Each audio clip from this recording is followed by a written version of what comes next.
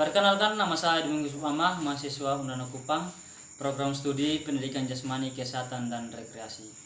Pada saat ini saya akan buat video tentang materi bela diri, yaitu materi Pancasila. Oke, jadi baik anak-anak, selamat pagi. Nah, pertemuan pada hari ini adalah materi tentang bela diri, yaitu Pancasila. Nah, sebelum kita mulai materi kita pada hari ini, alangkah baiknya kita berdoa. Doa mulai.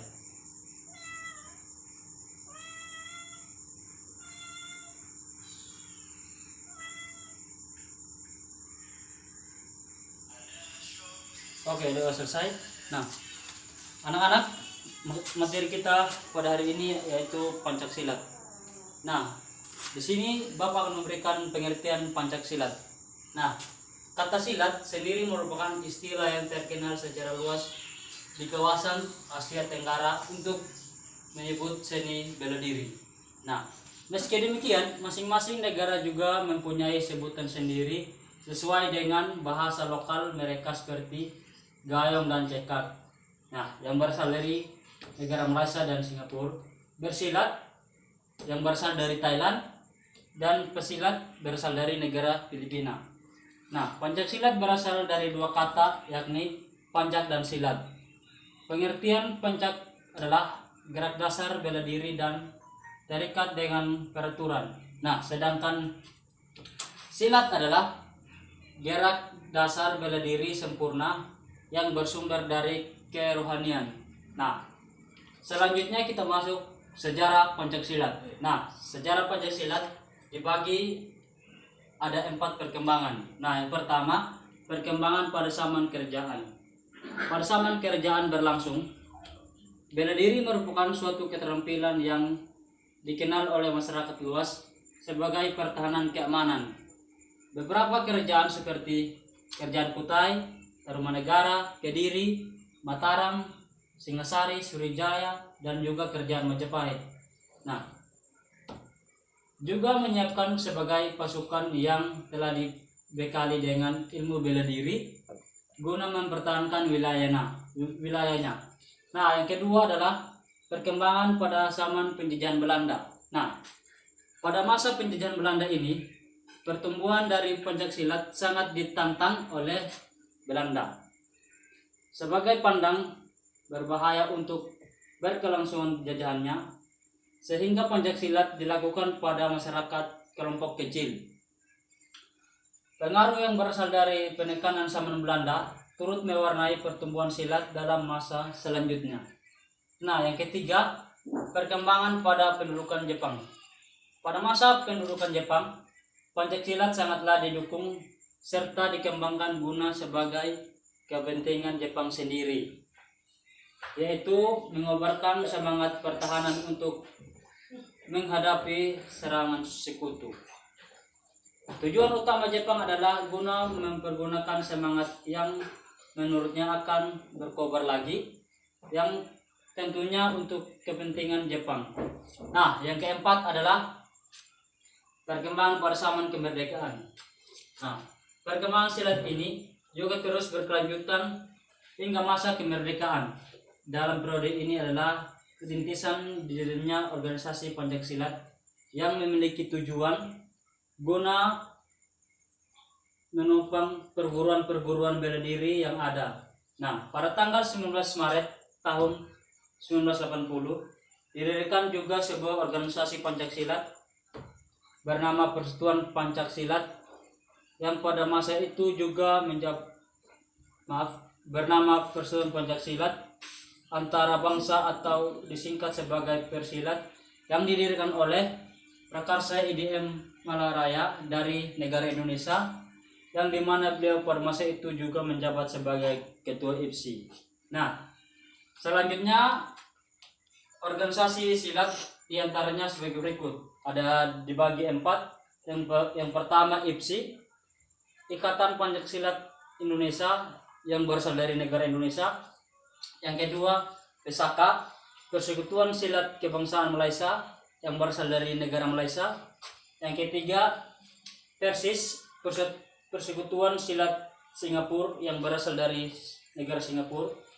Yang keempat, PERSIP, Persatuan Silat Brunei Darussalam, yaitu yang berasal dari negara Brunei Darussalam. Nah, selanjutnya kita akan memasuki teknik silat. Teknik yang pertama, sikap hormat.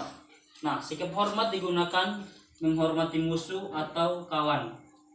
Nah, teknik yang kedua adalah sikap tegak.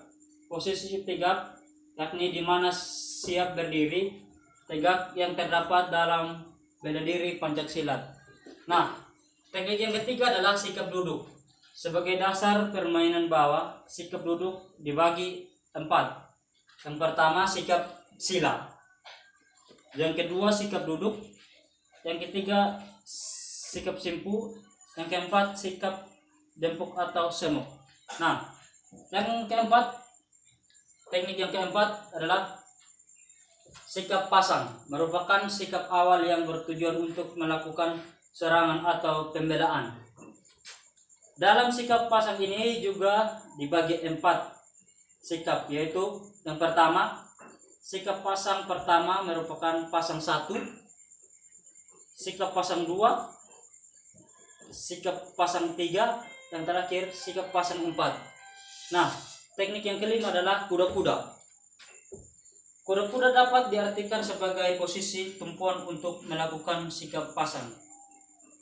Dibagi dalam 5. Nah, yang pertama posisi kuda-kuda tengah, yang kedua posisi kuda-kuda samping, yang ketiga posisi kuda-kuda depan, yang keempat posisi kuda-kuda belakang, yang kelima posisi kuda-kuda silang.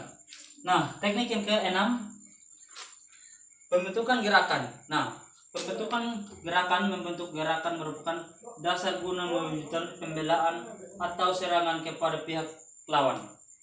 Nah, pembentukan gerakan dibagi dalam pembentukan arah. Nah, pembentukan arah ini dibagi lagi beberapa arah, yaitu yang pertama arah ke belakang, yang kedua arah serong kiri belakang, yang ketiga arah samping kiri, yang keempat arah serong kiri depan, yang kelima arah depan, yang keenam arah serong kanan depan, 7 arah samping kanan, 8 arah serong kanan belakang. Nah, selanjutnya kita akan membahas tentang peraturan pertandingan Pancaksilat. Nah, yang pertama adalah ketentuan bertanding. Yang kedua, ketentuan kemenangan. Yang ketiga, ketentuan hukum kepada pesilat. Yang keempat, ketentuan penilaian. Nah, yang kelima, sasaran yang dapat diserang yaitu bagian tubuh kecuali leher, di atas, dan kemaluan. Ya, diantaranya itu ada dada, perut, pinggang kiri dan kanan, dan punggung. Nah, jadi baik anak-anak, pada materi kita pada hari ini adalah Pancaksilat, umumnya Pancaksilat. Bapak sudah jelaskan. Nah, anak-anak bisa mengerti atau tidak? Nah, oke, baik, bisa dimengerti semua. Apakah ada pertanyaan atau masukan? Oke, baik, jadi tidak ada ya anak-anak. Ya, terima kasih.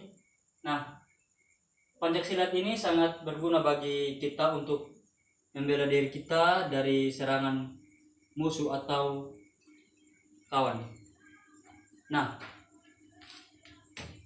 Bapak sudah menjelaskan Pancaksilat secara luas. Nah, pada saat ini tidak ada lagi yang bisa ditanyakan kepada Bapak untuk materi pada hari ini. Nah, selanjutnya anak-anak kita mengambil sikap untuk berdoa untuk mengakhiri materi kita pada hari ini. Ya, doa mulai.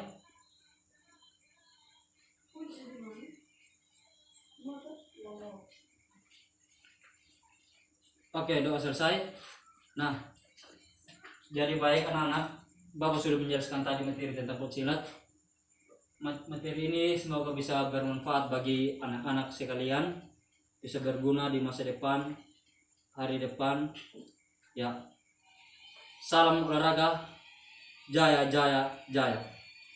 Sekian video dari saya untuk materi bela diri yaitu Pancasila. Terima kasih. Salam olahraga, jaya jaya jaya.